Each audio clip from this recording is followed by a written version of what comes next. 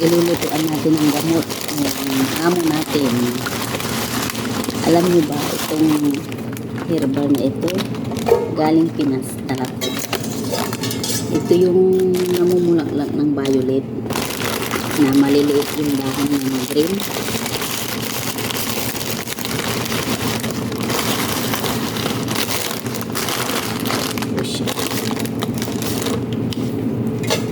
Yan po yun. Ito naman yung pinili niya dito, dry na. Kaya pinakahalo ko kasi ito matapang.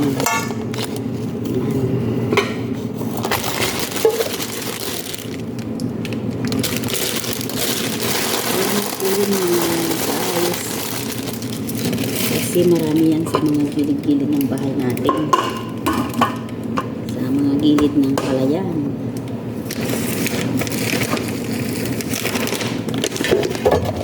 Dala ko dahon ng malunggay na pinadaray. Ayan. Ang dami.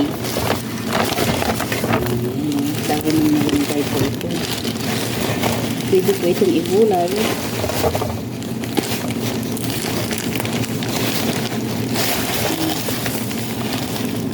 Dry siya na dahon ng malunggay.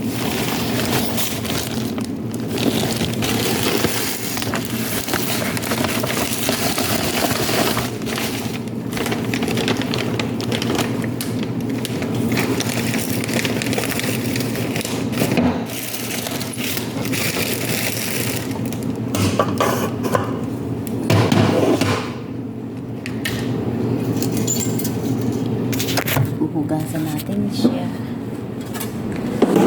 at tugtubigan na ilalaga.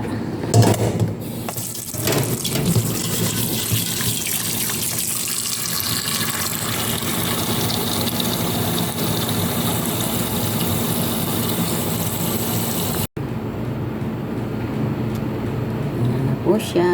Mamaya ulit pag kumulo na papakita ko po sa inyo.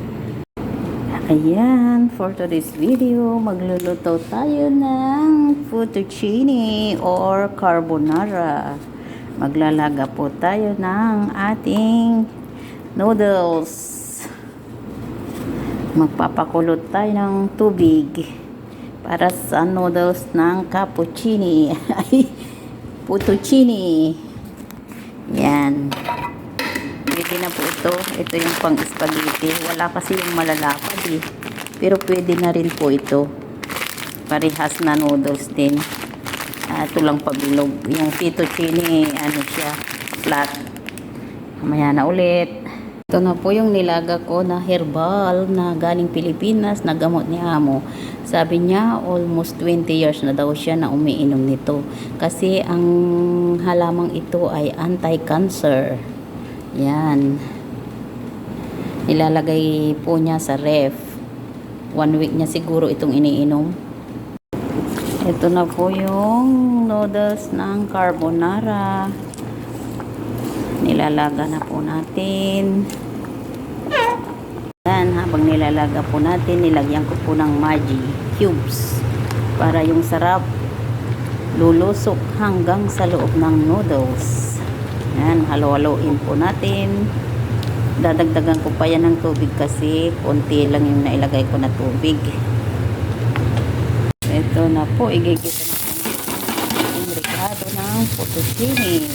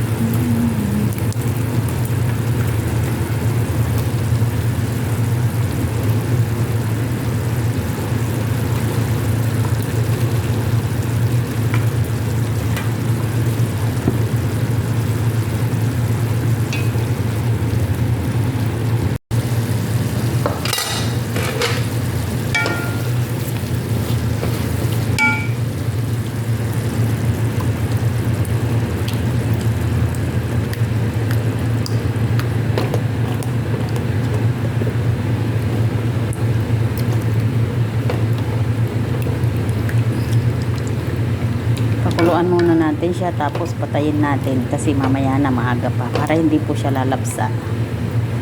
Painit na lang natin pag ilagay natin yung kanyang noodles mamaya mga 1 o'clock. Ito po, mag-i-slice muna tayo ng kasbara habang naghihintay ng oras na paghulog natin ng noodles sa carbonara. Kasi pag pababayaan lang na nasa plastic, nasa ref, mabubulok po yan. Kaya islicein po natin, ilagay natin sa freezer. Ito po yung kasbara na nagpapabango, nagpapasarap ng pagkain nila.